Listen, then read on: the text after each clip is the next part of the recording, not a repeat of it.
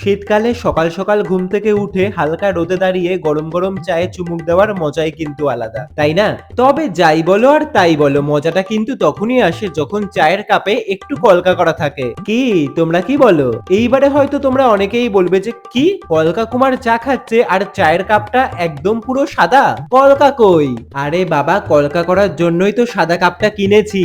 তো চলো শুভ কাজে আর দেরি কিসের। ওকে, সো প্রথমেই আমি বলে রাখি এই কাপটার মধ্যে কলকা করতে কিন্তু আমি মোট 3টে কালার ইউজ করেছি, রেড, ইয়েলো আর গ্রিন। আর তুলি ইউজ করেছি সোনাই 000। ও হ্যাঁ, আর একটা কথা বলে রাখি, জানুয়ারির 5 তারিখ থেকে 5 দিনের কলকার যে ক্লাসটা শুরু হচ্ছিল সেইটার সিট কিন্তু প্রায় ফুল হয়ে গেছে, আর মাত্র 3টে সিটই কিন্তু খালি রয়েছে। তো যারা এখনো অবধি নিজেদের সিটটা বুক করোনি, জলদি কিন্তু নিজেদের সিটটা বুক করে নাও। তো যাই হোক, দেখো কথা বলতে বলতে চায়ের কাপটা প্রায় পুরোই কমপ্লিট। এইবারে একটু অন্যরকম কালারফুল করারই চেষ্টা করলাম, প্রতিবার তো ওই একই কালার দিয়েই করি। তো কেমন লাগছে চায়ের কাপটা অবশ্যই কিন্তু কমেন্টে জানিও। আর তোমাদের বাড়িতেও যদি এইরকম এক কালারের কোনো চায়ের কাপ থাকে তাহলে আর দেরি কিসের, কারুকার্য করে ফেলো।